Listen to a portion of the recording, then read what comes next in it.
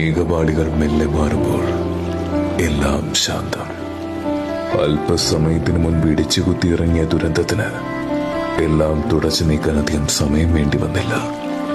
ഞാൻ ഈ ചവിട്ടി നിൽക്കുന്ന മണ്ണിനോട് കാതോർത്താൽ ഒരുപക്ഷെ എവിടേക്കോ പ്രാണവായുവിനു വേണ്ടി കേഴുന്നതിന്റെ ഉറ്റവരുടെ ശബ്ദം കേൾക്കാൻ കഴിഞ്ഞേക്കും. മണിക്കൂറുകൾ ഇത്രയും കടന്നുപോയിട്ടും നമ്മൾ ഈ ഭീതിയിൽ നിന്ന് മുക്തരായിട്ടില്ല. ഒരുപക്ഷെ ഇതൊരു സൂചനയായിക്കൂടെ. കേരളം കാത്തിരിക്കുന്നൊരു മഹാദുരന്തമുണ്ട്. എല്ലാവർക്കും അറിയാമെങ്കിലും എപ്പോഴേക്കോ നമ്മൾ തന്നെ മറന്നുപോകുന്നൊരു മഹാദുരന്തം.